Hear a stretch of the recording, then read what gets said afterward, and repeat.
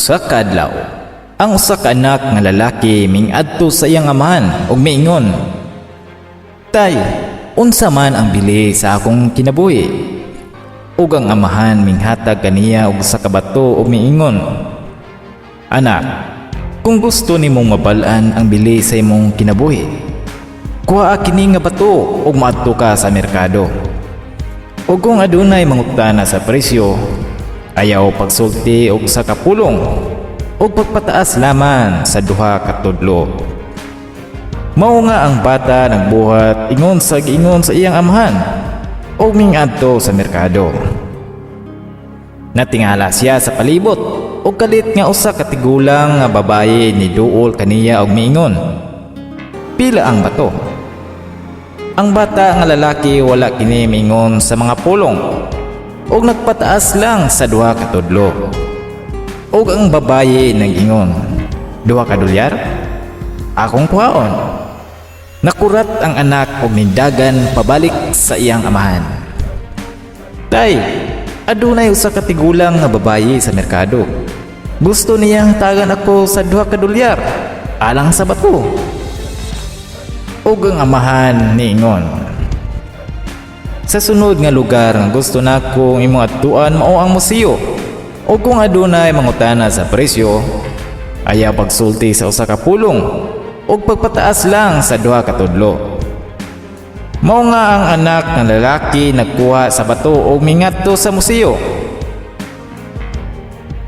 Pagkahuman sa 20 minuto, adunay usa ka lalaki nga hamtong ang Panginoon o miduol sa bata nga lalaki. Ug siya miingon, "Sir, pila ang bato?" Ang bata wala misulti ug ipataas ang duha ka tudlo.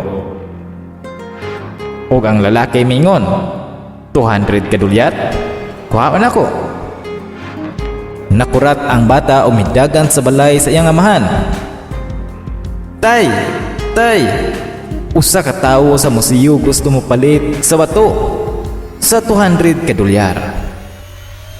"Okay anak, ang katapusan nga lugar nga gusto kong adtuan nimo mao ang tindahan sa bililhong bato. Lakaw sa sulod, dala ang bato. O kung adunay mangutana sa presyo, ayaw pagsulti sa usa ka pulong, pagpataas lang sa duha ka tudlo."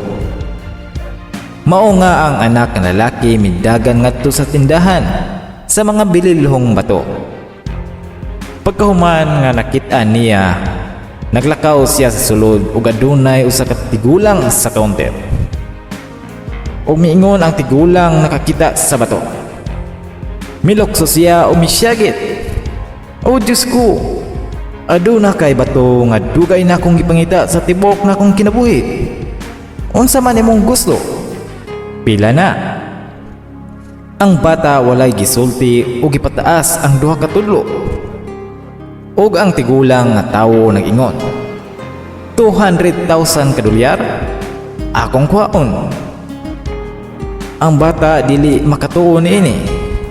Milokso siya o midagan ngadto sa iyang amahan,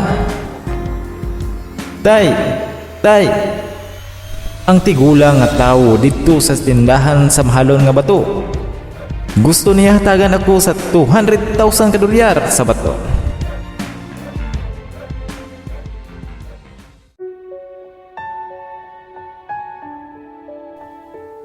Nakakita ka, anak?